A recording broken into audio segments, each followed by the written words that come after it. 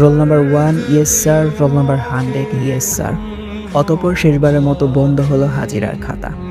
খাতাটি হয়তো পড়ে থাকবে স্কুলের কোনো এক কোণে, কিন্তু ধুলো জমা সেই পাতাগুলোতে জমে থাকবে 5টি বছরের মায়াজালে আবদ্ধ কিছু মানুষের নাম, কিছু মুহূর্ত, আর জীবনের সবচেয়ে উৎসবমুখর স্মৃতিগুলো।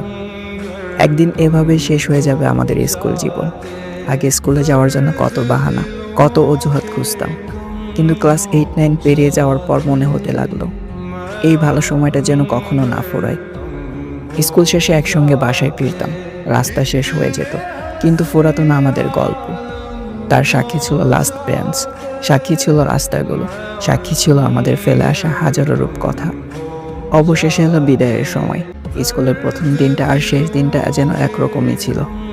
2 দিনই চোখে জল ছিল, কিন্তু কারণ ছিল একেবারেই আলাদা।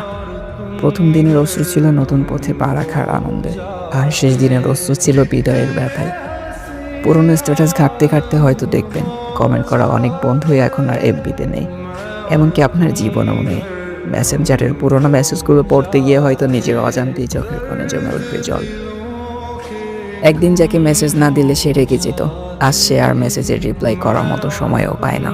ব্যস্ততার কাছে আমরা সবাই একদিন পরাজিত হই, তবুও স্মৃতিগুলো রয়ে যায়।